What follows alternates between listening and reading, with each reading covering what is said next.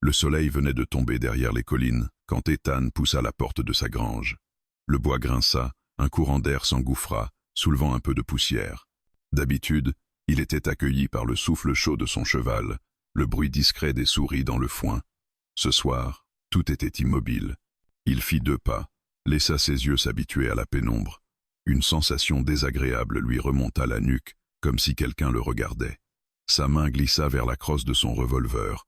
Un craquement étouffé, au fond, derrière les bottes de foin. « Qui est là » demanda-t-il, sans hausser la voix. Le silence répondit d'abord, puis un froissement, le bruit d'un corps qui tente de se faire plus petit. Ethan avança, ses éperons cliquetant sur le plancher. Il contourna la vieille charrette, se pencha vers l'ombre et s'arrêta net. Dans un coin, recroquevillée contre le mur, se tenait une jeune femme apache. Elle était enveloppée dans une couverture déchirée, ses cheveux noirs collaient à son visage, sa joue portait une traînée de sang séché. Son bras gauche était plaqué contre son flanc, et malgré la fatigue, ses yeux brillaient d'une dureté farouche. Ethan resta immobile un instant. « Sors de l'ombre, dit-il, là, près de la lumière. » « Je ne vais pas tirer. » Elle hésita, puis se leva en grimaçant.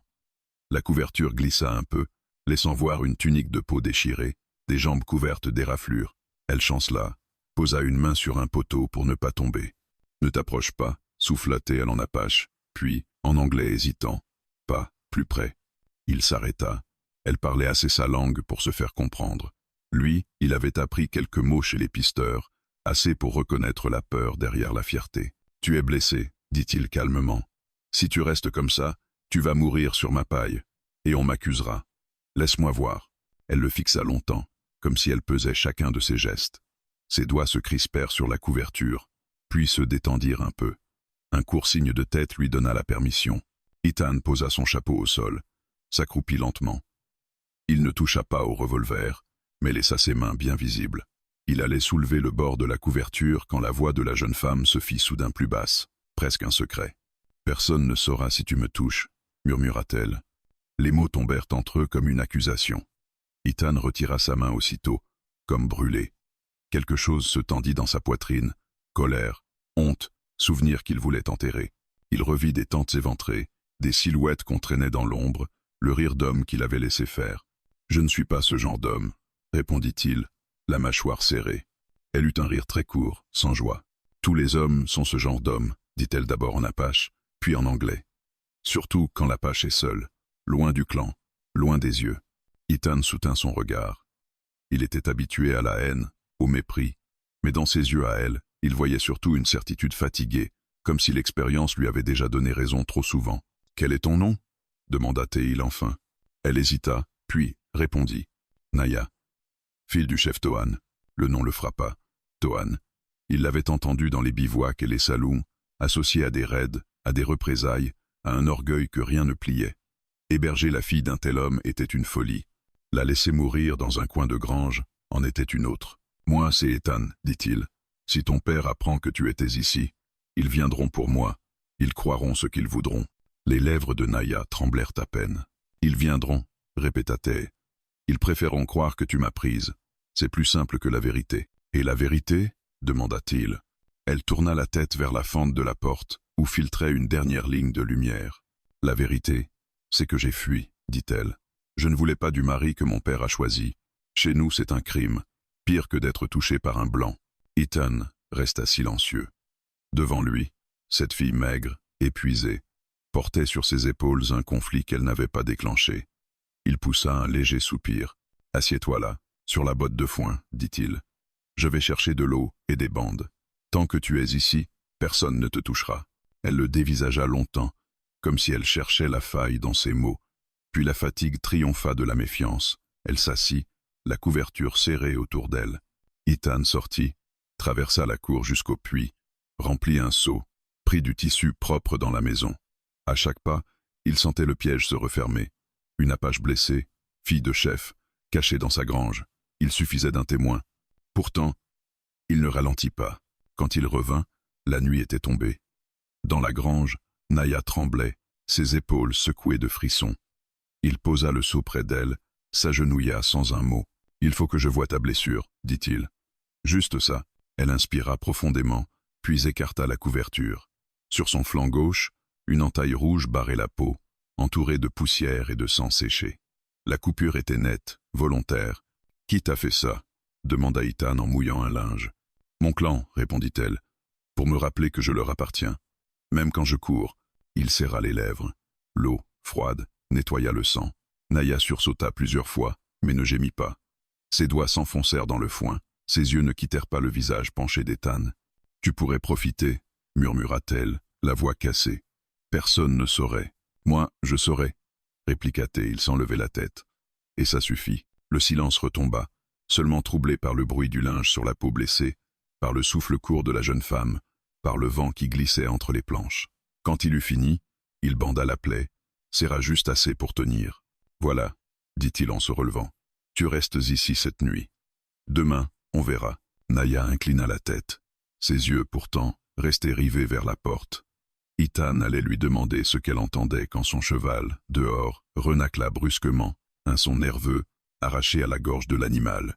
Il se tourna vers l'entrée, le cœur soudain plus lourd. « Too intense. Chuchota, Naya. » Ethan tendit l'oreille. Au-delà du vent, il distingua le bruit régulier de sabots sur le sol dur, qui approchent puis ralentissent. Il fit quelques pas, ouvrit la porte de la grange de 2 doigts. Dehors, la nuit avait avalé les couleurs. À la limite de la cour, 3 silhouettes à cheval se découpaient sur le ciel sombre. Immobiles, tournées vers la ferme. Un reflet métallique sur un fusil accrocha un rayon de lune. Ethan sentit son souffle se bloquer. Sans se retourner, il savait déjà ce que ces hommes venaient chercher. Il n'était plus seul. Le souffle d'Ethan se coupa net. Les 3 silhouettes immobiles, leurs chevaux figés comme sculptés dans la nuit, formaient une muraille silencieuse qui semblait observer chaque battement d'air autour de la ferme. Il referma la porte lentement, sans bruit, comme s'il craignait que le bois ne trahisse sa présence. Dans la pénombre, Naya s'était redressée, ses yeux brillaient d'un éclat sombre, presque résigné. « Ils t'ont trouvé, » murmura Ethan. « Ou du moins, ils savent que tu es passé par ici. » Naya secoua faiblement la tête. « Non. Ils savent que je suis ici. Mon frère ne laisse jamais de traces au hasard. » Le mot « frère » pesa lourd entre eux. Ethan sentit l'air devenir plus dense. « Tu veux dire que l'un de ces 3 ?» « C'est lui, Kane, » répondit-elle. « Et s'il est venu avec 2 guerriers seulement, c'est qu'il est sûr de lui. » Trop sûr. Ethan passa une main sur son visage, essayant de réfléchir malgré la pulsation d'adrénaline qui battait contre ses tempes.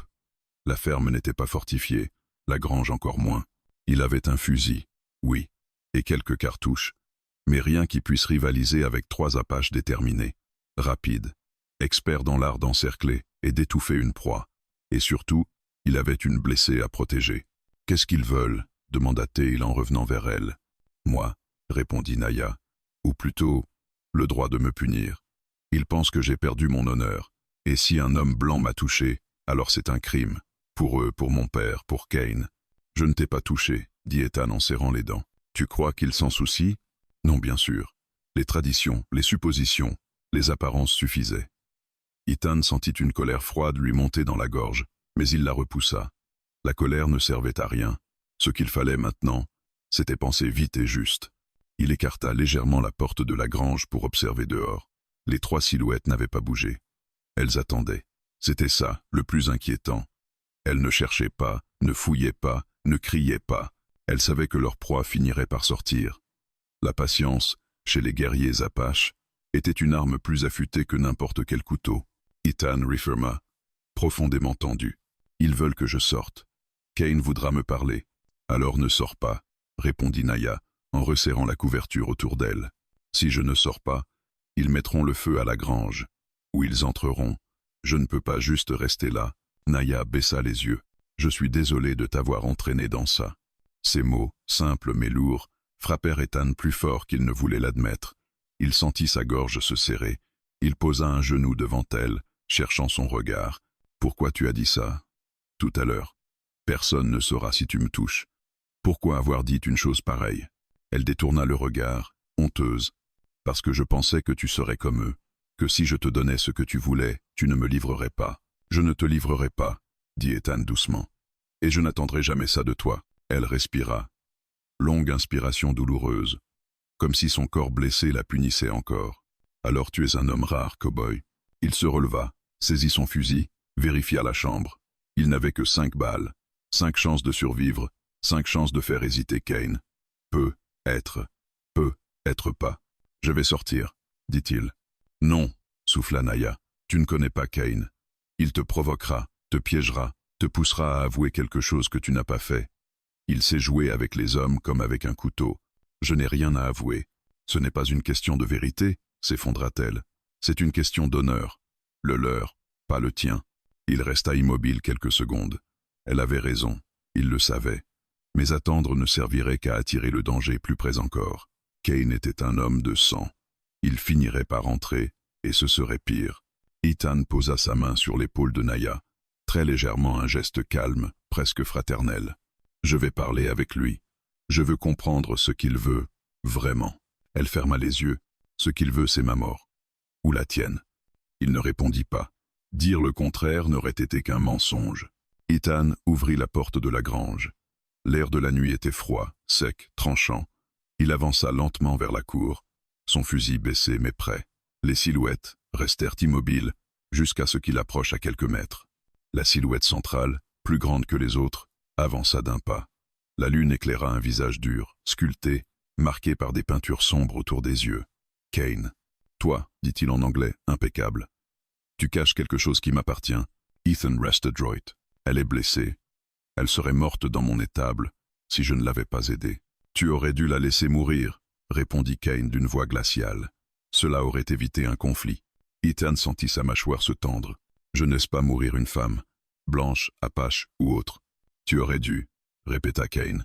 Parce que maintenant, tu vas payer pour elle. Il fit un geste. Les deux guerriers mirent pied à terre, armes prêtes. Ethan leva légèrement le fusil, juste assez pour montrer qu'il ne se rendrait pas. Je ne l'ai pas touché, dit-il. Pas comme vous le croyez. Mensonge, souffla Kane. Une femme ne fut pas ainsi sans raison. Et si elle fuit, c'est qu'elle a fauté. Le mot tomba comme un coup près. Je te le répète, je ne lui ai rien fait. Kane s'approcha, à quelques pas seulement. Alors pourquoi l'as-tu caché? Pourquoi n'es-tu pas venu me prévenir? Ethan se retrouva coincé dans un piège verbal.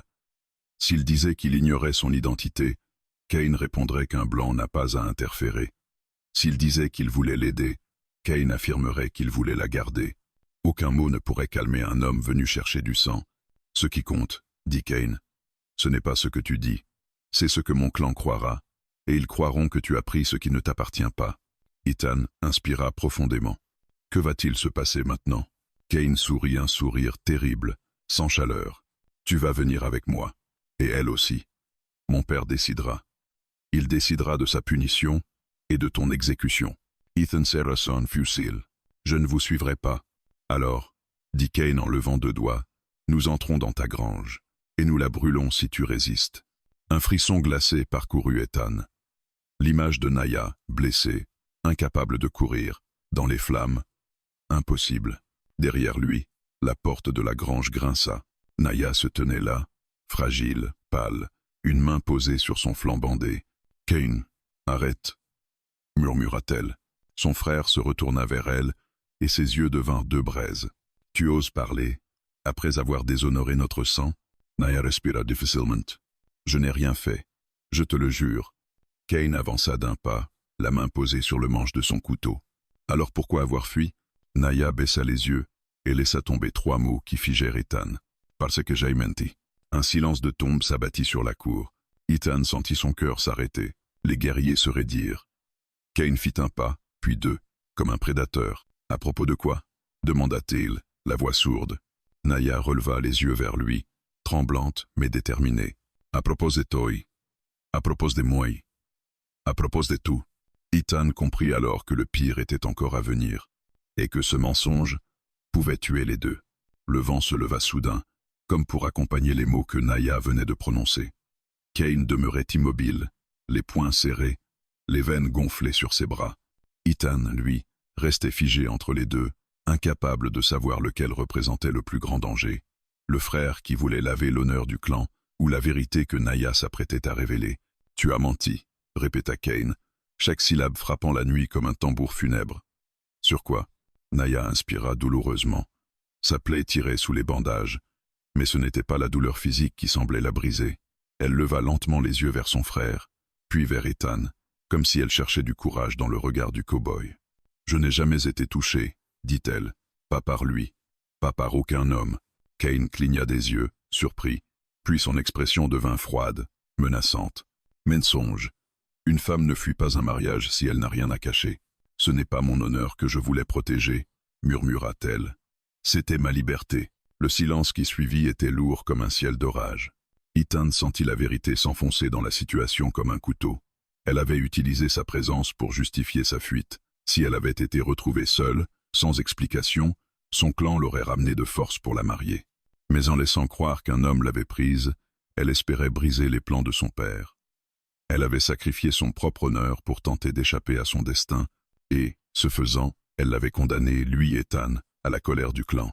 Kane avança d'un pas. « Alors tu préfères salir ton sang que d'accepter un mari choisi par ton père ?»« Oui, » répondit Naya sans hésiter. « Je préfère vivre libre que de mourir marié. » Le souffle de Kane se fit plus rauque, comme si ses mots l'écorchaient de l'intérieur. « Tu n'as pas ce choix, Naya.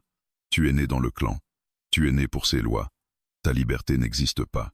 Alors je la créerai, dit-elle, même si je dois briser tout le reste. » Ethan vit quelque chose se fissurer dans les yeux de Kane, une rage noire, primitive, qui dépassait la simple honte. Il s'avança brusquement, mais Ethan se plaça entre eux, fusil levé, bien qu'il sache que ce geste pouvait déclencher un massacre. « Recule, Kane, » dit Ethan d'une voix grave. « Elle est blessée. Tu vas la tuer. Elle s'est déjà tuée elle-même, » répondit Kane. « Ce que je fais maintenant n'est que justice. » Naya fit un pas vers eux, chancelante. « Ethan n'a rien fait. C'est moi qui ai menti, moi qui ai décidé. Laisse-le. » Kane tourna la tête vers elle, ses yeux brillants d'une fureur glacée. « Et pourquoi l'as-tu choisi comme mensonge ? Pourquoi lui ?» Naya déglutit. Une larme silencieuse glissa sur sa joue, mais elle ne détourna pas les yeux. « Parce qu'il m'a sauvé une fois, il y a longtemps. Tu ne le sais pas, mais il m'a protégé d'un marchand qui voulait ma chevelure. J'étais enfant, je me souviens de lui. » Ethan resta figé. Il n'avait aucun souvenir de cet épisode. Combien de fois avait-il repoussé des hommes ivres, des mercenaires, des voleurs sur les routes poussiéreuses? Trop pour les compter, mais une enfant apache, il aurait dû se rappeler. Pourtant, la façon dont elle le regardait, comme si elle portait ce souvenir comme une amulette, ne semblait pas être un mensonge. Kane plissa les yeux. « Tu attends de moi que je croie une histoire inventée pour sauver ta peau ? Ce n'est pas une histoire, souffla-t-elle. C'est la vérité que tu refuses d'entendre. » Ethan baissa son fusil, cherchant un angle pour calmer la situation. « Kane, écoute-moi. Je ne veux pas de guerre avec ton clan. Je n'ai pas touché ta sœur. Je ne veux que la laisser guérir et partir. »« Partir où ?» tonna Kane. « Vers un autre homme ? Vers une vie qui n'appartient qu'à elle ? Non. Ce n'est pas ainsi que les choses fonctionnent. » Naya serra les dents. « Tu n'es pas mon père, Kane. » La réaction fut immédiate. Kane frappa le sol avec la hampe de sa lance. Un bruit sec résonna dans la cour. « Non. Je suis pire. Je suis celui qui doit protéger l'honneur de notre sang quand toi, tu cherches à le piétiner. » Ethan sentit que la tension montait à un point de non-retour. « Si vous voulez la punir, parlez-en avec votre père. Mais je ne vous laisserai pas la prendre maintenant. Pas comme ça. Tu n'as aucun droit de t'interposer, cowboy. Peut-être pas, mais je le ferai quand même. » Kane s'immobilisa. L'air vibrait entre eux comme une corde trop tendue. Puis, lentement, Kane leva 2 doigts. Les guerriers abaissèrent leurs armes, mais restèrent prêts à bondir. « Très bien, » dit Kane. « Si tu veux la défendre, alors tu prendras aussi son fardeau. Tu oseras porter son mensonge jusqu'au bout. » Ethan sentit son dos se raidir. « Et qu'est-ce que ça signifie ?» Kane sourit un sourire sans joie, sans chaleur, un sourire qui promettait la souffrance. « Tu vas venir avec nous au campement. Devant le feu sacré, tu diras devant les anciens que tu as touché ma sœur, que tu l'as prise malgré elle. Tu deviendras son ravisseur. Tu porteras son péché pour l'aider à fuir le mariage. » Ethan sentit le sol disparaître sous ses pieds. « Jamais, dit-il. Jamais je ne dirai ça. »« Alors, répondit Kane, nous la tuerons devant toi, et tu mourras ensuite. » Un souffle glacé traversa la poitrine d'Ethan. Il jeta un regard à Naya. Elle tremblait, non de douleur mais de terreur. « Kane, non, s'il te plaît. Ethan n'a rien fait. Tue-moi, mais ne le fais pas souffrir pour mes choix. Tes choix sont ma honte, répondit Kane. Et je ne fuis pas la honte, je l'efface. Ethan sentit un vertige. Tout ce qu'il tentait de protéger semblait lui échapper. Les mots, les gestes, la logique. Rien ne pouvait percer la carapace de tradition qui entourait Kane. Il fallait une autre issue. Une seule. Naya, murmura-t-il sans quitter Kane des yeux. Pourquoi es-tu vraiment parti? Elle ferma les yeux. Son souffle se brisa. Parce que l'homme que Père voulait pour moi était cruel. Il frappe ses femmes. Il brise les enfants. Je ne pouvais pas. Je ne voulais pas finir comme elle. Ethan sentit un courant d'air froid lui passer dans la nuque. Cette vérité, lourde, noire, soudain dépouillée de toute pudeur, lui serra la gorge. Kane resta impassible, mais Ethan perçut une fissure, un micro-souffle dans son regard. Une faille. « Tu aurais dû nous le dire », murmura Kane. « Tu ne m'aurais pas cru », répondit Naya. « Tu ne crois jamais que les femmes disent la vérité. » Kane inspira. Tremblant de rage ou de honte, Ethan ne pouvait le dire. Puis, brusquement, il fit un geste assez guerrier. « Atropez-les ».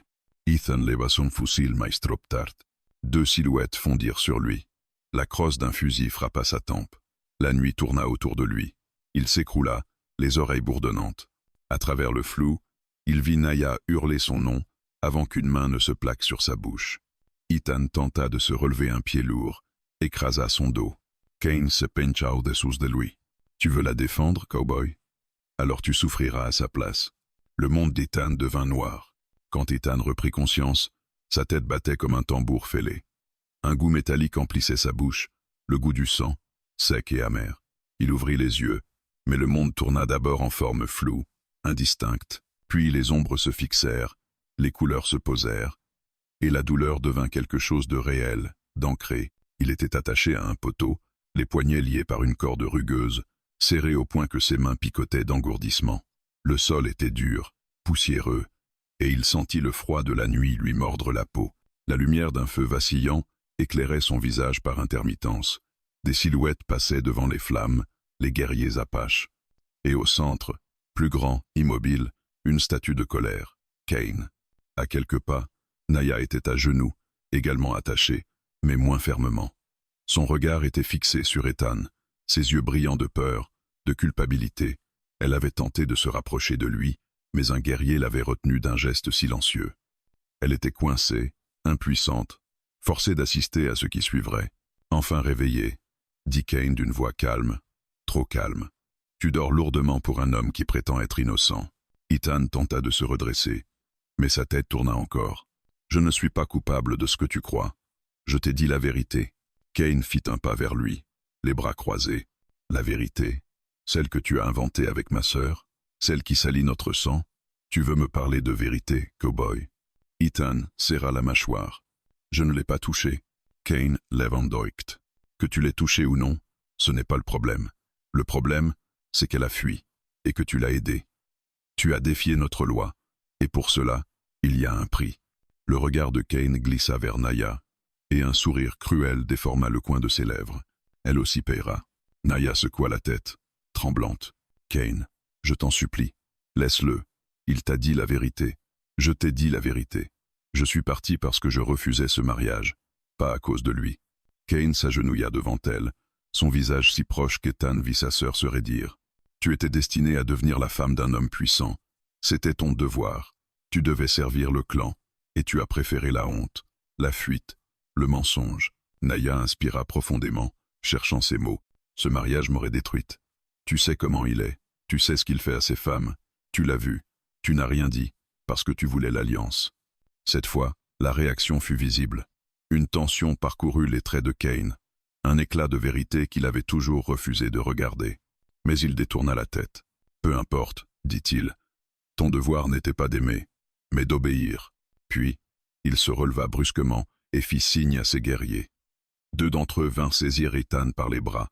La corde couina sous la pression, la poussière se souleva autour de lui. « Lâchez-le » cria Naya. « Laissez-le tranquille, c'est moi qui ai menti. Punissez-moi, pas lui. » Kane se retourna brusquement. « Tu veux qu'il vive? Très bien. Une seule façon. » Ethan sentit un frisson glacé descendre le long de son dos. « Quelle façon ?» Kane s'approcha, son ombre terrifiante dans la lumière du feu. « Tu vas prouver ton innocence, cowboy. Devant nous tous. »« Comment ?» souffla Ethan, la gorge sèche. « Tu vas affronter l'un des nôtres. Un guerrier. Dans un duel rituel, le vainqueur vivra, le perdant mourra, et si tu refuses, alors c'est elle qui mourra à ta place. Naya sembla s'effondrer intérieurement. Non. Ethan ne fait pas ça. Tu n'es pas un guerrier apache, tu n'as aucune chance.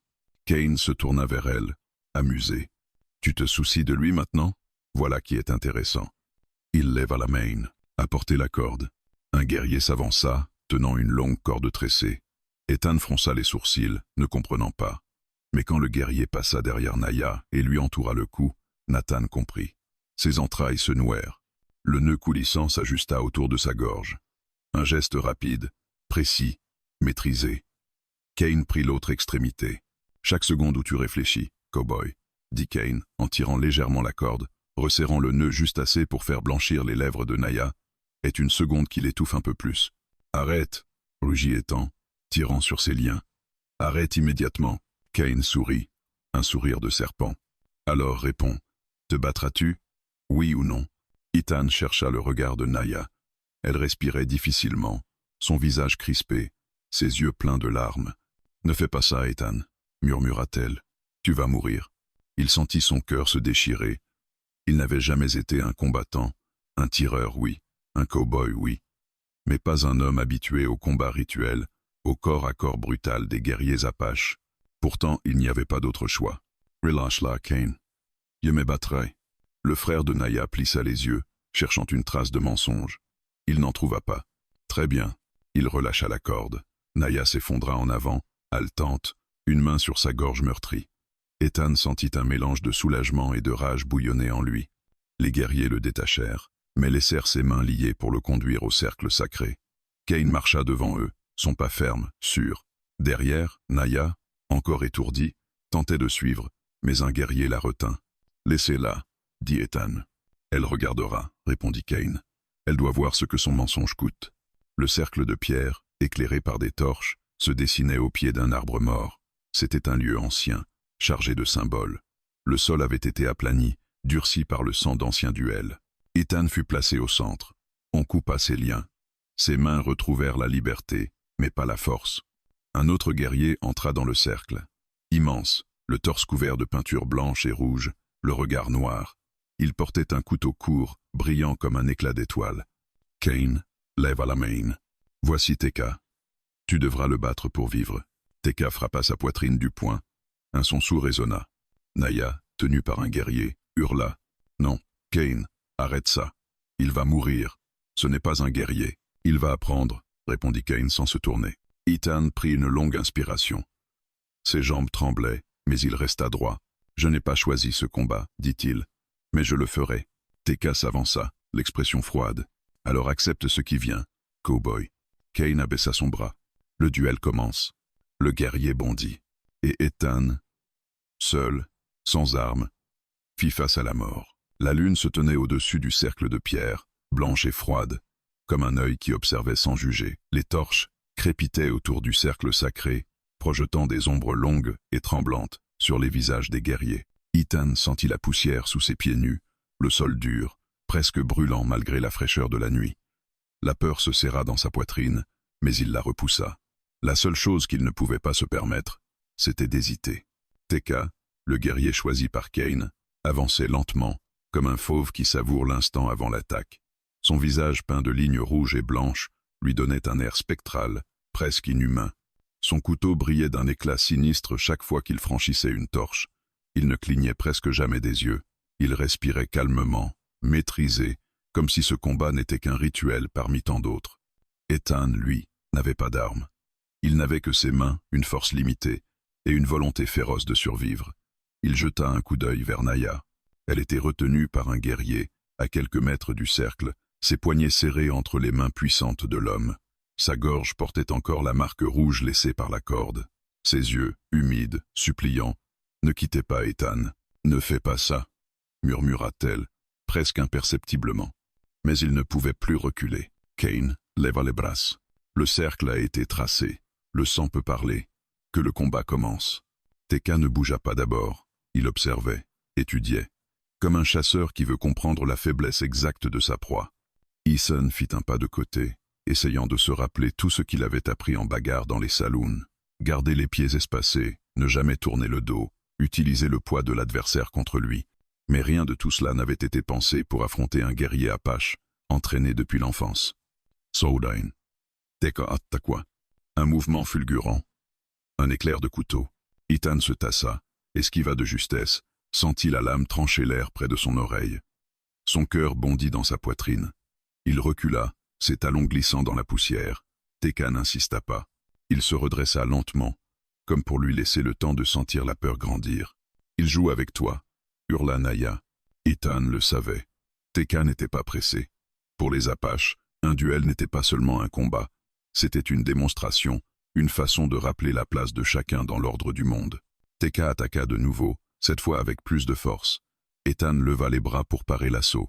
La lame lui effleura l'avant-bras, ouvrant une fine traînée de sang. La douleur était vive, brûlante, mais supportable.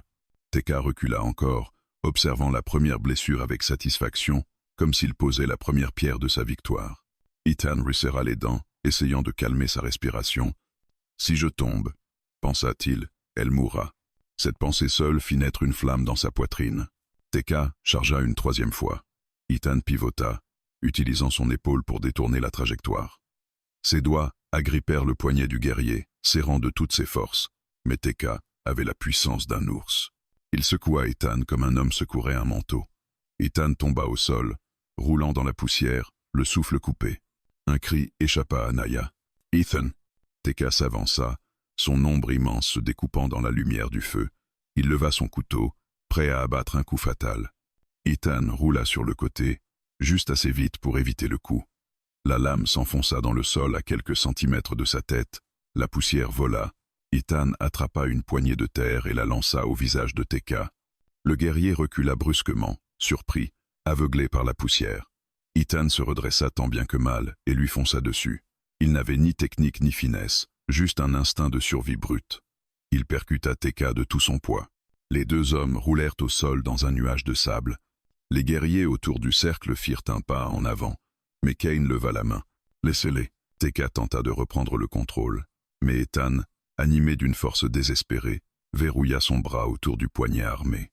Les deux hommes luttaient, muscles tendus, grognements rauques. Le couteau tremblait dans l'air, oscillant dangereusement au-dessus de leur tête. Ethan donna un coup de genou dans les côtes de Teka. Le guerrier lâcha un râle, et sa prise vacilla. Ethan profita de l'ouverture et fit rouler son adversaire sur le dos. Pour la première fois, il sentit qu'il pouvait gagner.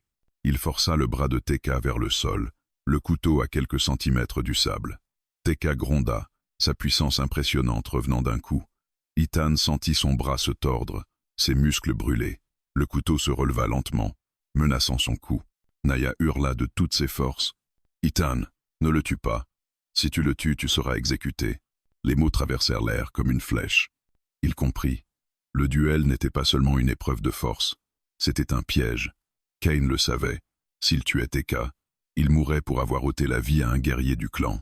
Ethan bloqua sa respiration, changea d'angle, et dans un effort surhumain, tordit le poignet de Teka juste assez pour lui faire lâcher le couteau. La lame tomba dans le sable. Les guerriers autour murmurèrent. Teka, désarmé, tenta de se relever. Ethan posa son genou sur sa poitrine, le maintenant au sol. Le silence se fit. Il aurait pu tuer. Il aurait pu frapper. Il n'en fit rien. Il se contenta de lever les mains, montrant qu'il n'avait pas d'arme. « Je n'ai pas besoin de prendre sa vie », dit-il d'une voix ferme. Teka resta immobile. Il avait perdu. Le cercle sacré l'avait vu. Les regards se tournèrent vers Kane. Pour la première fois depuis le début de la nuit, Kane semblait déstabilisé.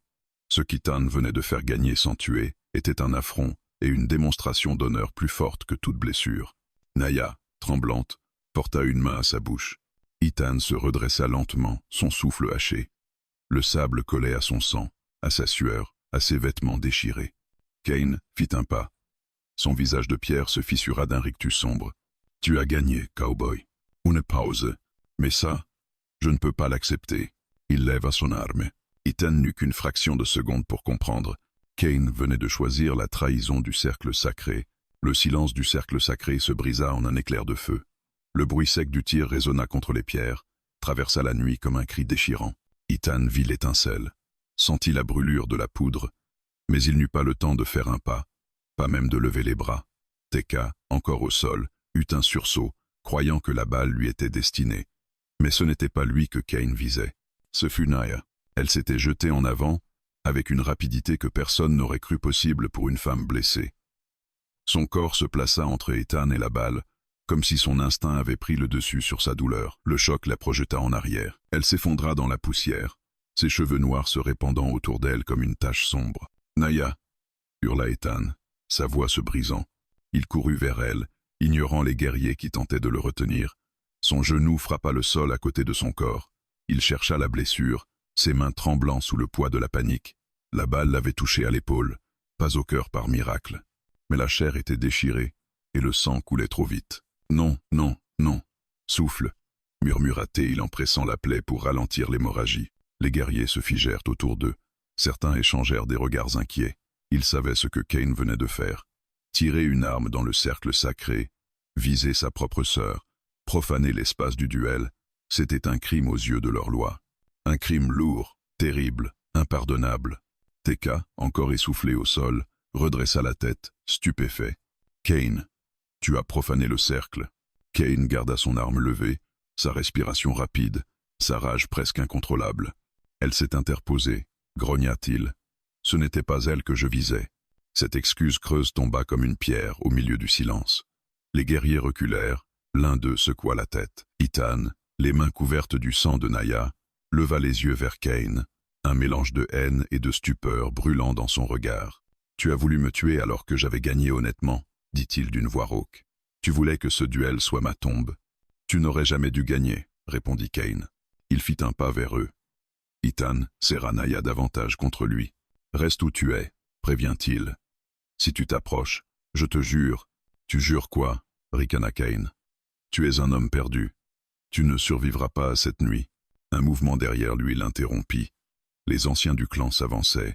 Deux hommes âgés, aux cheveux tressés, leurs visages peints de noir pour marquer l'importance du rituel, traversaient lentement la foule. Le duel avait attiré presque tout le campement. Tous avaient vu, tous témoigneraient. L'un des anciens leva la main. « Kane, fils de Tohan. Approche. » Pour la première fois depuis longtemps, Kane sembla hésiter. Son regard glissa vers l'assemblée. Il comprit que l'instant était plus grave qu'il ne l'avait imaginé. Mais il avança. « Tu as tiré dans le cercle, » dit l'ancien d'une voix solennelle. « Aucune arme de feu n'est autorisée en ce lieu. Tu as brisé le rite. » Kane ne répondit pas. Sa mâchoire se contracta. « Tu as visé un homme désarmé, » continua l'ancien. « Et ta propre sœur s'est interposée. Le sang versé ici n'est pas celui permis par l'esprit du duel. » Ethan sentit Naya bouger faiblement sous ses mains. Elle ouvrit les yeux, ses cils tremblants. « Ethan, » murmura-t-elle, « ne parle pas. Garde tes forces, » dit-il doucement. Elle tenta de sourire, mais la douleur déforma son expression. « Je ne pouvais pas te laisser mourir. » Un poids écrasa le cœur d'Ethan. « Je ne te laisserai pas mourir non plus. » Les anciens se tournèrent vers lui. « Cowboy, » dit l'un d'eux, « tu as fait preuve de courage. Tu n'as pas cherché à tuer. Le cercle a vu ton honneur. »« Je n'ai rien fait d'honorable, » murmura Ethan. « Je voulais seulement la sauver.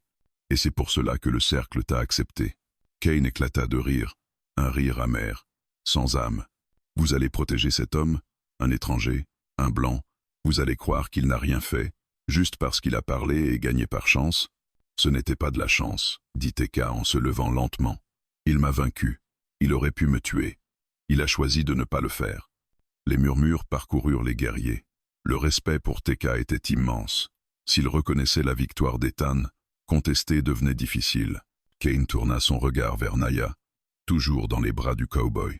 Et elle a choisi de salir les lois de notre peuple. Vous ne pouvez pas laisser ce crime impuni. Un ancien hocha la tête. Elle a menti. Oh oui. Elle a fui. Oh oui. Mais elle a protégé un homme qui ne l'avait pas blessé. Et toi, Kane? Toi, tu as presque tué ta propre sœur. Elle a failli nous déshonorer, rugit Kane. Et toi, tu as déshonoré le cercle sacré, répondit l'ancien. Cette phrase tomba comme un coup de tonnerre. Ethan sentit Naya se crisper à ces mots. Elle savait ce que cela signifiait. Toute l'assemblée le savait. Profaner le cercle sacré, c'était l'un des crimes les plus graves.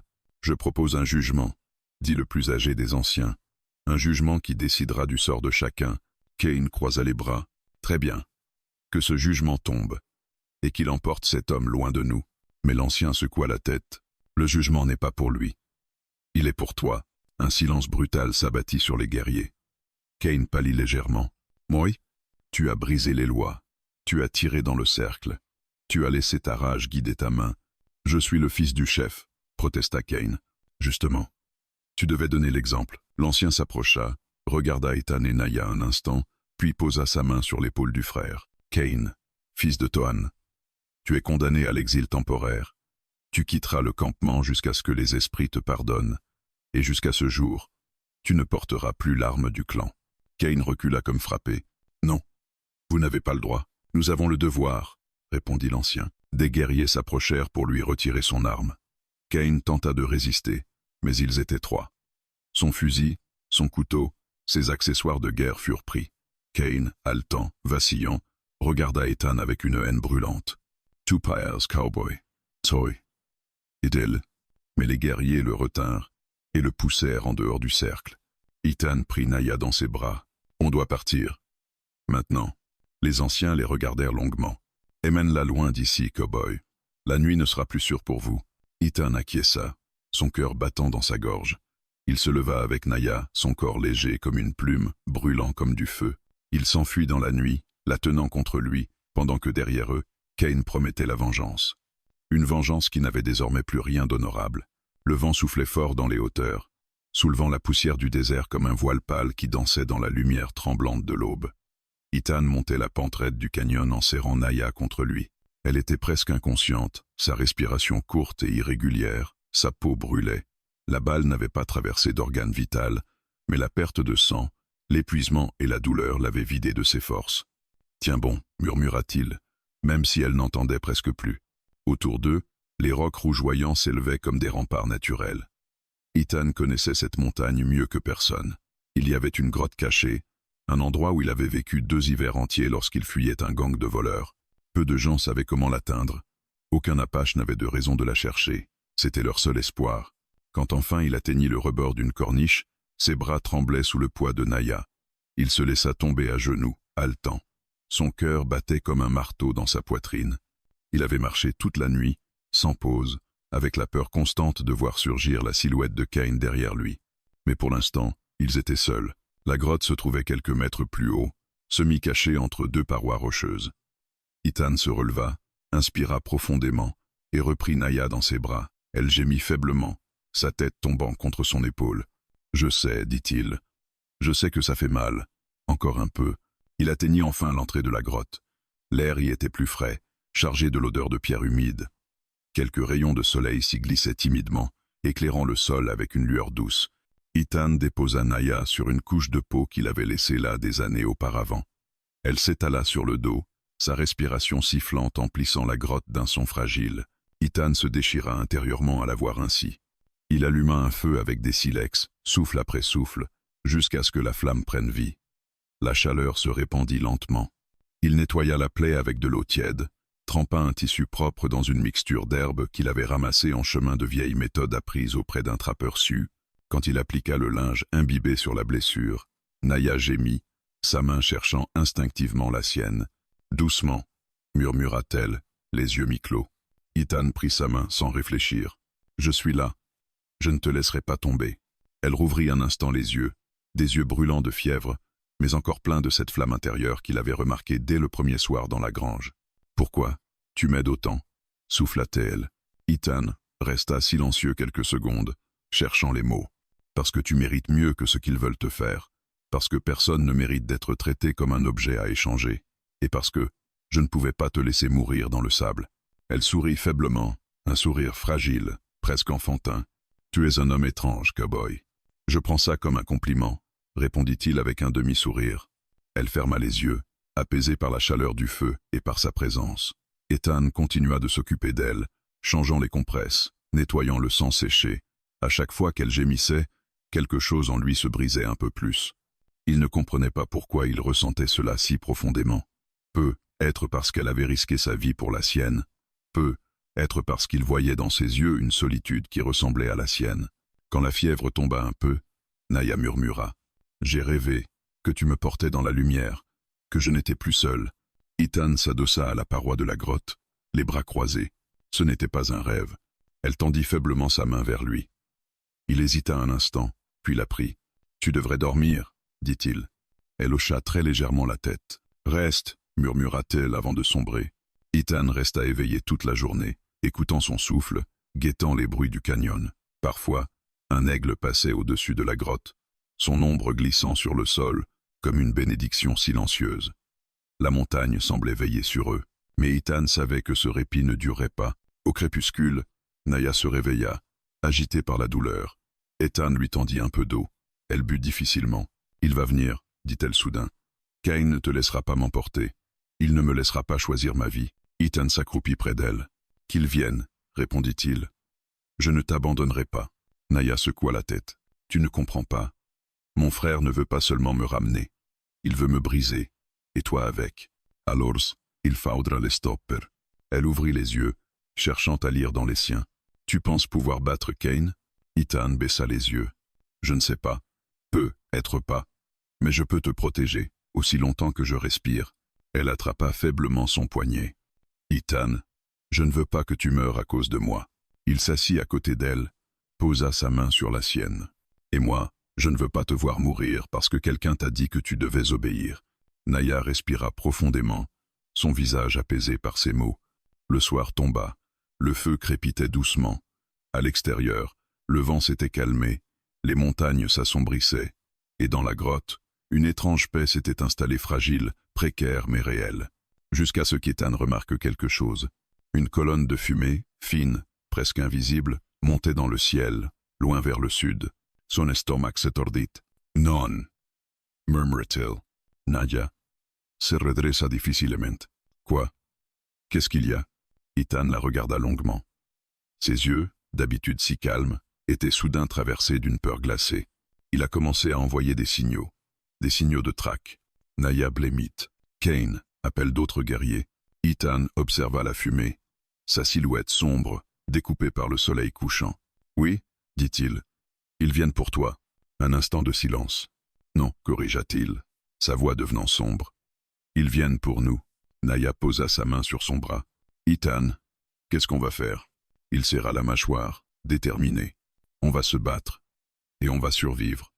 Tous les deux. » La nuit tombait, et avec elle, les ombres du clan. Le vent s'était levé dans la nuit, glissant entre les roches du canyon comme un souffle ancien. Le feu dans la grotte projetait sur les murs des ombres qui semblaient danser au rythme du danger. Ethan n'avait pas dormi. Assis près de l'entrée de la grotte, le fusil sur les genoux, il scrutait la vallée en contrebas. Naya, elle, reposait sur les peaux, mais ses yeux étaient ouverts, même dans l'obscurité.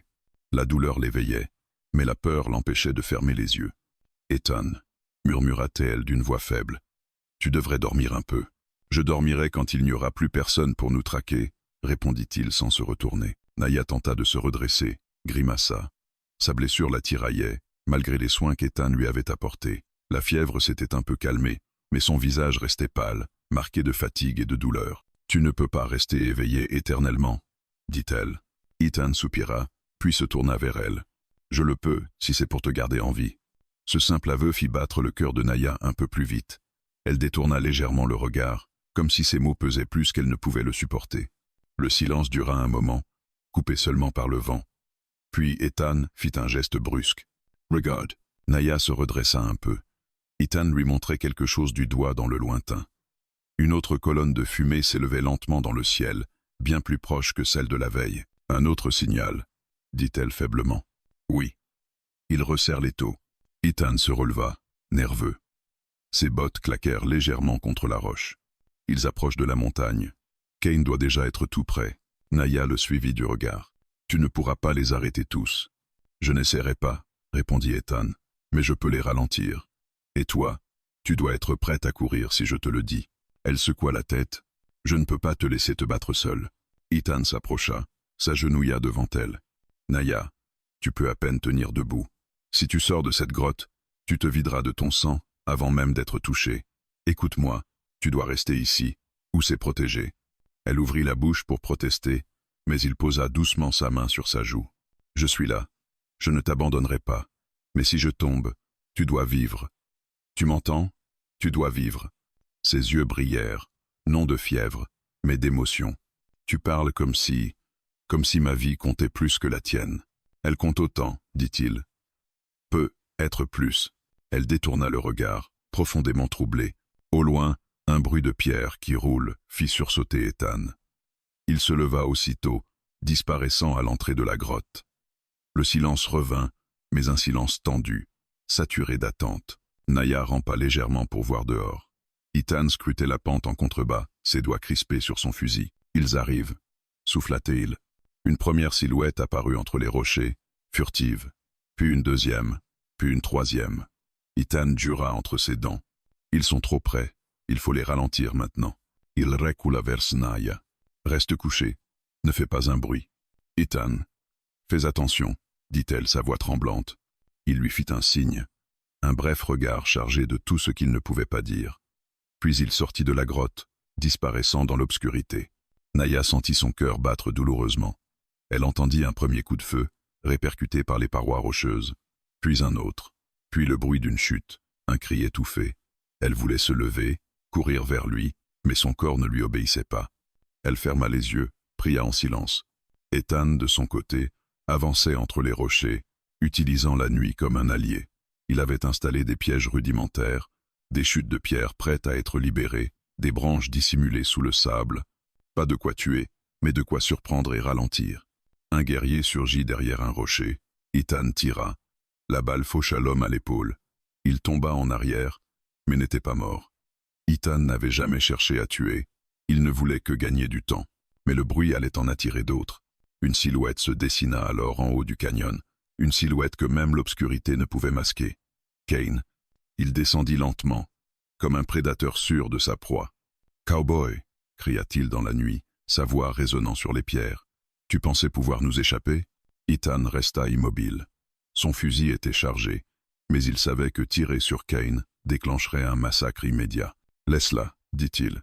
Elle ne te doit rien. » Kane éclata d'un rire froid. « Elle me doit tout. Elle doit au clan son obéissance, et à moi, sa honte. » Ethan serra les poings. « Tu l'aurais laissé mourir. »« Oui, » répondit Kane sans hésiter. « Parce qu'une femme qui refuse son destin n'a plus de place parmi nous. » Ethan sentit un frisson glacé remonter sa colonne vertébrale. « Alors tu n'es pas un frère, tu es un bourreau. » Kane descendit un peu plus, ses yeux flamboyants de rage. « Et toi, cowboy, tu n'es qu'un obstacle. Un homme qui se croit noble alors qu'il n'est qu'un voleur. Tu m'as volé ma sœur, tu m'as volé ma décision. Je t'ai donné une chance de mourir avec honneur. Mais tu l'as refusé. Ce n'était pas de l'honneur que tu proposais, répliqua Ethan. C'était de la cruauté. » Kane s'arrêta, son visage se durcissant. « Tu veux jouer au héros ? Très bien. Meurs en héros. » Il fit un signe. Deux guerriers surgirent des rochers. Ethan tira une fois, puis une deuxième. Les deux hommes tombèrent, blessés mais vivants. Mais Kane continuait d'avancer. « Tu ne pourras pas protéger Naya, » dit-il. « Ni toi, ni cet endroit perdu. Je la ramènerai. Je la briserai s'il le faut. Et toi, tu seras une pierre de plus dans son souvenir. Rien de plus. » Ethan sentit la rage bouillonner. « Tu ne l'auras pas. »« C'est inévitable, » répondit Kane. « Et il fit encore un pas. » Ethan recula, cherchant une nouvelle position, jusqu'à ce qu'il sente la paroi derrière lui. Il n'avait plus d'issue, plus de recul possible. Kane leva son arme. Mais alors, un cri retentit derrière eux. Un cri de femme. « Kane !» « Arrête !» C'était Naya. Debout à l'entrée de la grotte, tremblante, le visage pâle, une main sur son flanc ensanglanté. Les torches éclairaient sa silhouette fragile, presque irréelle. Kane se tourna, stupéfait. « Naya !»« Non. » Elle éleva la main. « Laisse-le. Ce n'est pas lui que tu combats, c'est moi, et je ne te suivrai pas. » Ethan voulut courir vers elle. « Naya, rentre. Tu vas mourir. » Mais elle ne bougea pas. Kane la fixa longuement, puis un sourire lent, cruel, se dessina sur ses lèvres. « Très bien, » dit-il. « Alors c'est toi que j'emmène. Lui, je le tuerai après. » Il fit un pas. Ethan leva son fusil. « N'approche pas. » Kana s'immobilisa. Pour la première fois, quelque chose changea dans l'air. La bataille finale se dessinait. Pour elle, pour eux, le silence sur le flanc de la montagne était plus tranchant qu'une lame. Naya, debout à l'entrée de la grotte malgré sa blessure, semblait vaciller entre deux mondes, la vie et la mort. Ethan, lui, fixait Kane sans cligner des yeux, son fusil levé, son souffle court. Le vent hurlait dans les crevasses du canyon, comme si la montagne elle-même retenait son souffle. Kane avançait lentement, son regard rivé sur sa sœur. Une colère froide, presque religieuse, brûlait dans ses yeux. Une colère qui avait déjà détruit trop de choses. « Tu ne comprends pas ce que tu fais, Naya, » murmura-t-il. « Tu choisis un homme qui ne t'appartient pas. Un étranger, un cow-boy qui n'a rien à offrir si ce n'est sa mort. » Naya s'appuya contre la paroi pour ne pas tomber. « Je ne choisis pas un homme, Kane. Je me choisis moi. » Ethan sentit un frisson parcourir son échine. Ces mots, simples, venaient de détruire des années de tradition. Kane recula d'un pas, comme si la phrase l'avait frappé au ventre. « Tu te choisis toi ?» répéta-t-il, abasourdi. « Ce n'est pas ce que font les femmes de notre clan. »« Alors c'est pour ça que je suis parti, » répondit-elle. « Parce que je refusais de devenir l'ombre d'un homme que je n'aimais pas. Parce que je refusais d'obéir à une loi qui me condamne pour un mensonge que j'ai créé pour survivre. » Kane trembla légèrement. « Tu nous as mis la honte sur le dos. Tu as fait croire que tu avais perdu ton honneur. Tu as brisé le respect que les clans avaient pour notre père. Comment veux-tu que je te pardonne ?» Naya baissa la tête, une larme glissant sur sa joue. « Je ne te demande pas de me pardonner. Je te demande de me laisser vivre. » Ethan se tourna vers Kane. « Sa vie n'est pas une dette à payer, dit-il. Elle ne t'appartient pas. Elle n'a jamais été un objet. » Kane serra les poings, les veines de ses bras saillant sous la peau. « Tu n'as aucune place dans cette conversation, cowboy. Tu n'es rien dans cette histoire. Et pourtant j'y suis, » répondit Ethan calmement. « Parce que tu as fait de moi ton ennemi, parce qu'elle a couru vers moi quand elle n'avait plus personne, et parce que tu voulais la marier à un homme qui aurait fini par la tuer de ses mains. » Le visage de Kane se crispa. « Tu crois connaître notre peuple? Tu crois comprendre nos traditions? Nos lois? Je comprends que personne ne mérite d'être sacrifié à un homme violent, » répliqua Ethan. « Ni une femme apache, ni une femme blanche, ni aucune femme. » Naya ferma les yeux, ses doigts serrant la pierre derrière elle. Kane leva son arme vers Ethan. « Alors tu meurs maintenant. »« Non » cria Naya. Elle fit un pas en avant, mais son corps la trahit. Elle s'effondra sur un genou, la main appuyée sur son flanc ensanglanté. Ethan accourut pour la soutenir, mais Kane leva aussitôt son fusil. « Ne la touche pas !» hurla-t-il. Ethan s'arrêta net. La scène semblait suspendue dans un fil invisible. Naya, la respiration difficile, leva la tête vers son frère. « Kane, tu dis que tu veux défendre l'honneur du clan. Mais est-ce vraiment l'honneur, ou est-ce simplement ta fierté blessée ?» Le regard de Kane vacilla juste une seconde. « Ma fierté n'a rien à voir là, dedans. »« Si, » murmura-t-elle. « Tu aurais pu comprendre, ou écouter, ou me protéger. Mais tu n'as fait que me punir, même quand j'étais enfant. » Une ombre passa dans les yeux d'Ethan. « Naya, tu n'as jamais parlé de ça. » Elle secoua la tête. « Parce que personne ne m'aurait cru. Kane n'a jamais supporté que j'aie une volonté propre. Depuis toujours, il veut que je vive comme il pense que je dois vivre, pas comme je veux vivre. » Kane resta figé. « Ce n'est pas vrai. Alors pourquoi vouloir me livrer à un homme violent? Pourquoi dire que ma vie appartient au clan plus qu'à moi ?» Kane tenta de répondre, mais aucun mot ne vint. Il semblait soudain fragile, réduit à une vérité qu'il avait ignorée toute sa vie. Ethan profita de ce moment pour s'approcher lentement de Naya, la soutenir par les épaules. Kane ne tira pas. Il semblait paralysé. « Kane, » dit Naya d'une voix faible, mais incroyablement ferme. « Si tu es vraiment un frère, alors tu dois écouter ma vérité comme j'ai été forcé d'écouter la tienne depuis toujours. » Une longue silence. Pesante.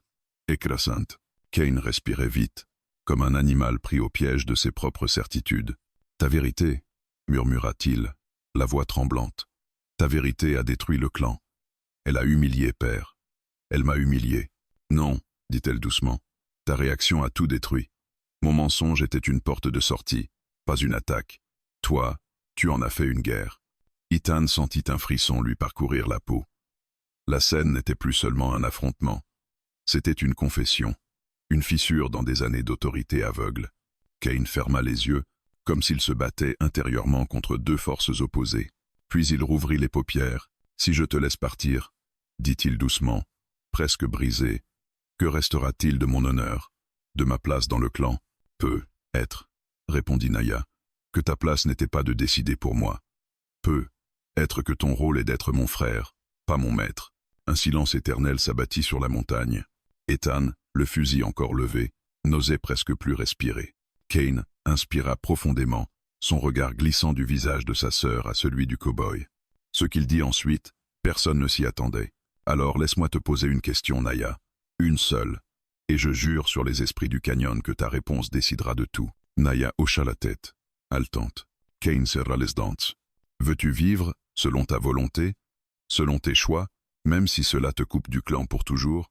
Naya ne détourna pas le regard. Oui. Kane serra les paupières. Une larme, rapide, honteuse, coula sur sa joue avant qu'il ne l'essuie brusquement. Très bien, dit-il. Alors c'est toi qui décideras du jugement final. Ethan resta figé. Naya, les yeux agrandis par la surprise, répéta. Moi. Oui, dit Kane. Ta voix, ta vérité, ce que tu veux vraiment. Il fit un pas en arrière. Dis-le, Naya, devant nous trois, et que cela mette fin à cette guerre. La montagne entière sembla se figer. Ce que Naya allait dire maintenant déterminerait le destin de tous. La nuit semblait retenir son souffle. Les étoiles suspendues au-dessus du canyon regardaient la scène comme des témoins silencieux. Le vent s'était apaisé, comme si même les esprits attendaient la réponse de Naya. Elle se tenait droite, malgré la douleur, appuyée contre la paroi, les lèvres pâles, la respiration courte. Ethan la soutenait par l'épaule, sentant sa faiblesse, sa chaleur, son tremblement. Face à eux, Kane attendait. Son visage, d'ordinaire si dur, semblait désormais fissuré. Ses yeux brillaient, non de colère, mais d'un conflit intérieur qu'il n'avait jamais laissé paraître. Il était le guerrier du clan, le fils du chef, l'homme qui portait la loi comme une seconde peau. Et pourtant, en cet instant, il n'était qu'un frère qui avait peur de perdre tout ce qu'il croyait être. « Dis-le, Naya, murmura-t-il. Ce que tu veux. Pas ce que je veux, pas ce que le clan veut. Ce que toi tu veux. » Les doigts de Naya tremblaient. Elle regarda d'abord Ethan. Il la fixait avec une douceur qu'elle n'avait jamais connue dans le regard d'un homme. Pas une douceur qui demande, pas une douceur qui réclame, une douceur qui laisse libre, une douceur qui refuse de prendre ce qui n'est pas offert. Il hocha simplement la tête, comme pour lui transmettre la force qui lui restait. Elle inspira profondément. Son flanc la lança de douleur, mais elle tint bon. « Je veux vivre libre. Kane, ne broncha pas. Pas encore. » Naya poursuivit, sa voix gagnant en clarté malgré la douleur. « Je veux vivre sans chaîne, sans peur. Je veux vivre selon mes choix, selon ce que je sens juste. Je ne veux plus être une monnaie d'échange. Je ne veux plus qu'on décide de mon corps ou de mon avenir. » Elle marqua une pause, essuya une larme. « Je veux être moi-même. Même si cela signifie que le clan me renie. » Un silence profond s'abattit. Ethan sentit son cœur battre plus fort. Jamais il n'avait entendu ces mots sortir de la bouche d'une femme avec une telle force. Naya, malgré sa faiblesse, parlait comme si elle portait le poids de toutes les femmes du clan. Kane desserra lentement les poings. « Et lui » demanda-t-il d'une voix rauque. « Ce cow-boy que tu protèges, cet homme pour lequel tu as failli mourir, est-ce que tu le choisis, lui ?» Naya cligna des yeux. Son regard glissa vers Ethan. Elle vit sur son visage la fatigue, la colère, la peur, mais aussi quelque chose d'autre, quelque chose de plus rare, la volonté de rester malgré le danger. « Ce n'est pas une question de choisir un homme, » dit-elle doucement. « C'est une question de choisir ma vie. » Kane ferma brièvement les yeux, comme si ces mots le brûlaient. « Mais, si je dois répondre honnêtement, alors oui, je choisis Ethan. Pas parce qu'il m'a sauvé, pas parce qu'il m'a protégé, mais parce qu'il m'a regardé comme une personne, pas comme une possession, pas comme une honte, comme un être libre. » La gorge d'Ethan se serra. Jamais il n'aurait imaginé entendre ces mots, jamais il n'aurait osé les demander. Kane, lui, eut un léger mouvement en arrière. « Alors c'est ainsi, » dit-il. « Tu renies le clan. » Naya hocha la tête. « Non, c'est le clan qui m'a renié le jour où il a décidé que ma vie ne m'appartenait plus. » Kane resta immobile longtemps, trop longtemps. L'air devint lourd, presque suffocant. Ethan glissa instinctivement sa main vers son fusil, mais Naya le retint faiblement. Enfin, Kane leva lentement la tête. Son visage n'était plus celui d'un guerrier prêt à tuer. Il était fatigué, usé, plein d'une tristesse profonde. « Très bien, dit-il. Alors je ne t'arrêterai plus. » Ethan resta pétrifié. « Croy. » Kane posa son arme au sol. Elle tomba dans la poussière avec un bruit mat. « Je ne peux pas continuer cette guerre. Pas si c'est ta voix qui me dit de la terminer. Si tu veux partir, alors pars, avec lui, loin du clan. Je porterai seul le fardeau de ton absence. » Naya porta la main à sa bouche. Une larme roula sur sa joue. « Kane » mais il leva la main. l'interrompante. Ne me remercie pas. Ce n'est pas un geste de frère. C'est un geste d'homme qui a compris trop tard qu'il protégeait des lois, pas sa sœur. Il inspira profondément, le regard fixé sur l'horizon. Je parlerai aux anciens. Je leur dirai que tu as choisi ta voie, qu'ils te laissent partir en paix, qu'ils ne te poursuivent pas. Ethan, pourtant soulagé, sentait que quelque chose ne collait pas. « Et toi » demanda-t-il. Kane sourit tristement. « Moi, je ne ferai plus partie du clan. J'ai profané le cercle, j'ai tiré sur ma propre sœur. Mon père ne pourra jamais me pardonner cela. Alors je partirai. Je trouverai une autre route. Peut-être que les esprits me guideront ailleurs. » Naya vacilla, puis se jeta presque dans ses bras. Kane la rattrapa, surpris par ce geste si rare entre eux. Il la serra doucement, comme s'il la touchait pour la première fois sans colère ni jugement. « Je suis désolé, » dit-il d'une voix presque brisée. « Je t'ai fait du mal en pensant te protéger. Je sais, » murmura-t-elle, « et je n'ai jamais cessé de te voir comme mon frère. » Ils se séparèrent. Kane recula, puis regarda Ethan droit dans les yeux. « Prends soin d'elle, ou je reviendrai te chercher, cowboy. » Ethan hocha la tête. « Je te le promets. » Kane fit un dernier signe à sa sœur, puis tourna le dos. Il s'éloigna lentement dans les rochers, marchant vers un horizon qui n'appartenait plus à aucun clan. Sa silhouette diminua jusqu'à disparaître. Naya resta immobile un moment, puis se tourna vers Ethan. « C'est fin, » murmura-t-elle. Ethan l'aida à s'asseoir, la prit dans ses bras. « Oui, c'est fini. » Elle leva les yeux vers lui, un petit sourire fatigué aux lèvres. « Alors, maintenant, où va-t-on » Ethan regarda la vallée en contrebas. Le soleil commençait à percer l'horizon. « Là où tu voudras. Là où personne ne te dicte ta vie. Là où tu seras libre. » Elle posa sa tête contre son épaule. « Et toi » demanda-t-elle doucement. « Moi, je te suivrai. Aussi loin que tu voudras aller. » Elle respira profondément, fermant les yeux. « Alors allons ensemble. » Ils descendirent la montagne, lentement, leurs pas synchronisés. Le vent soufflait dans leur dos, comme une bénédiction. Et pour la première fois depuis longtemps, Naya marcha vers une vie qui lui appartenait guidée non par la peur, mais par la liberté. Et par un cow-boy qui avait refusé de la toucher, pour mieux la protéger.